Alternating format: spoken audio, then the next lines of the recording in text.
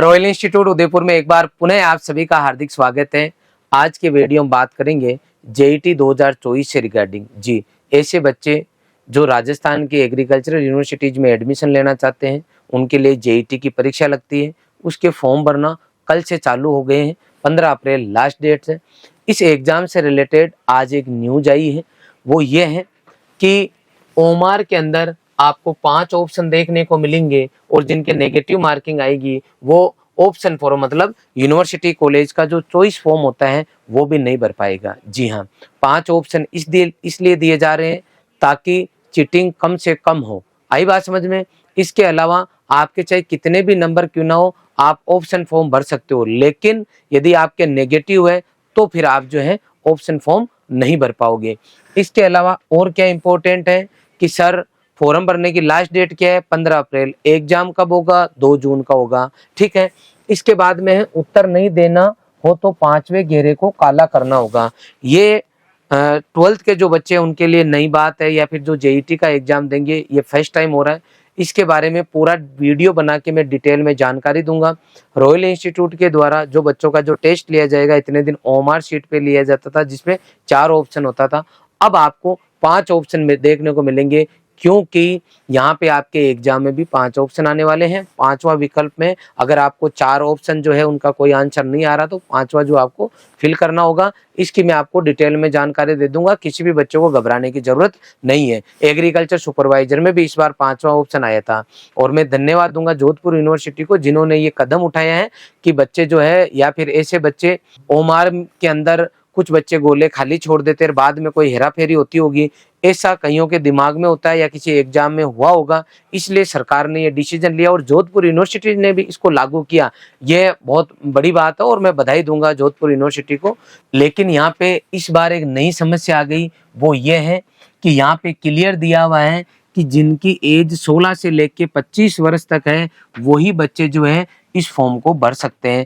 Minimum age का जो है यहाँ जो है समस्या इस बार आ गई है बच्चों के। क्या समस्या आ गई?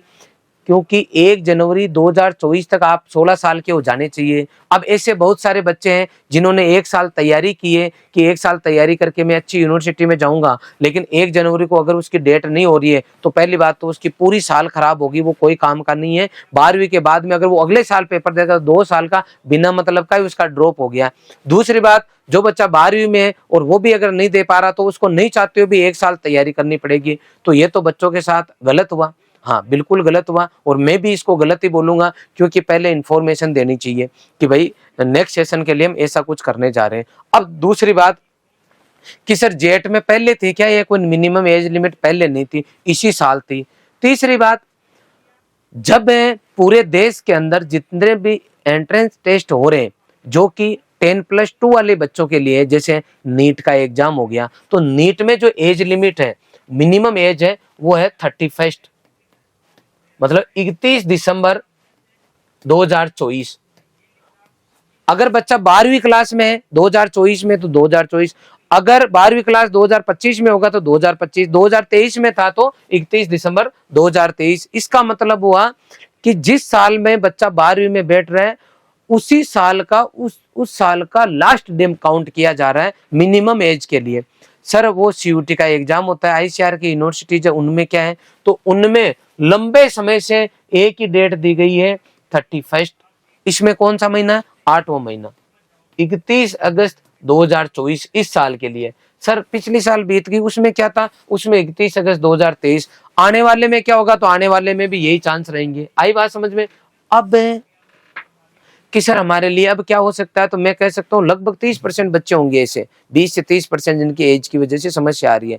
अब वो क्या करेंगे? तो वो करेंगे रिक्वेस्ट, इधर तो मंथन करेंगे ये पूरा डिपार्टमेंट जो आपका एग्रीकल्चर का जो ये एग्जाम कंडक्ट करा रहे वो, प्लस इसका अगर इसमें सरकार की भूमिका है तो सरकार भी इस पे दोबारा विचार करे कि अननेसेसरी बच्चों के साथ अन्याय नहीं हो, पेरेंट्स और बच्चे डिस्टर्ब नहीं हो, और कम से कम 31 अगस्त तो करनी ही चाहिए। वैसे तो अगर ये लास्ट वाली करे 31 दिसंबर 2024 तो भी कोई दिक्कत नहीं है, अदरवाइज जो है ये तो उनको कम से कम आईसीआर को फॉलो करते हुए तो करना चाहिए, क्योंकि एग्रीकल्चरल यूनिवर्सिटी सभी आईसीआर के अंडर में आती है। अब एक बच्चा तो जो है राजस्थान में पढ़ रहा है, उसके लिए ये बोला जा रहा है कि तेरी उम्र नहीं है बेटा, तेरे को परीक्षा में नहीं बैठना, और उधर आईसीआर वाले बोल रहे हैं कि हमें तो कोई तकलीफ नहीं, आप बैठो।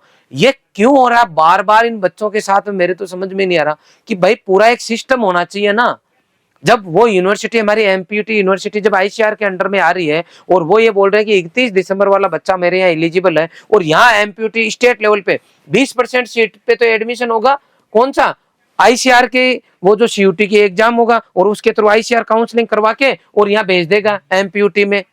जिस बच्चे का जन्म फरवरी में हुआ उसको भी ये ले लेंगे, जुलाई वाले को भी ले लेंगे, लेकिन जो 80% सीट पे जो एडमिशन होगा आरसी उदयपुर के अंदर, जोधपुर यूनिवर्सिटी के अंदर, बीकानेर के अंदर 80% स्टेट लेवल के जो बच्चे आ रहे हैं उनको बोल रहे हैं कि ना ना आप नहीं आ सकते, आपकी एज नहीं हो रही। तो मुझे लगता है वास्तव में चिंताजनक है, और इस पॉइंट के ऊपर सोचना चाहिए। और कि सर पेरेंट्स को क्या करना चाहिए? तो पेरेंट्स को पहली बात तो हमें फोन नहीं करना है, क्योंकि हमारे पास इसका कोई इलाज नहीं है।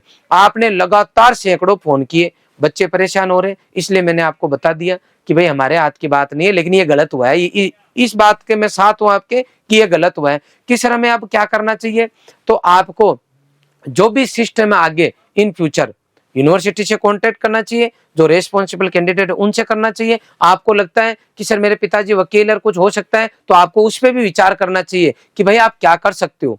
जैसे एक बच्ची के पेरेंट्स का फोन आया कि मैं सर एडवोकेट हूँ, और मैं अगर मेरी बच्चे को परीक्षा में नहीं बिठा पाया क्योंकि मेरी बच्ची आईसीआर में बैठ रही है, और मेरी बच्ची अगर दूसरी मान लो नीट में, और वो नीट का एग्जाम दे पा रही है, तो मेरे इस एक बच्ची के तो साथ अन्याय हो गया ना कि ये जेईटी का नहीं दे पा रही, या फिर मेरे रिलेटिव वाले नहीं दे पा रही, एक वो दे पा रही है, किसी का ऐसा केस बन रहा मान लो, तो बिल्कुल अन्याय है। इसमें क्या है? इसमें तो अपने को, मैं तो बच्चों के साथ में खड़ा रहूंगा और पूरे सिस्टम के साथ में भी रहूंगा कि आप सहयोग करो बच्चों का। तो ये एक चिंताजनक बात है, और इस तरह की कंट्रोवर्सी नहीं आनी चाहिए। इससे रनिंग में जो बच्चा पढ़ रहा है ना उसको दुख होता है। आप बताओ, एक बच्चे ने पूरी साल तैयारी कर ली और अब वो ये नहीं कह रहा मुझे बिठाओ, उसको लग रहा है कि मैं काम का ही नहीं हूं तो मुझे मत बिठाओ, कोई बात नहीं, लेकिन मुझे आईसीआर वाले क्यों बिठा रहे? ये बात भी सही है। अच्छा, किसी बच्चे की उम्र नहीं थी आईसीआर की, तो उसने ये डिसीजन लिया कि मैं कोई बात नहीं, जेट में जो है मिनिमम एज जो है नहीं पूछते, इसलिए मैं 1 साल तैयारी करूंगा। अब वो पूरी साल तैयारी की है, अगर उसने कहीं पर भी खाना खर्चा और उसके जोड़ के तो 80,000 लाख रुपए के नीचे आ गया बच्चा, उसको दुख नहीं होगा? वो ब्याज पे लेके पैसे, अगर उसको पहले ही बता देते कि भाई आप तैयारी नहीं कर सकते, तो वो बच्चा तैयारी नहीं करता। तो ये हो सकता है डिपार्टमेंट के लिए तो कि ऐसे बहुत केस आते हैं, लेकिन उस बच्चे पे क्या बीतेगी जिसकी समस्या आई है? इसका समाधान है किसी के पास?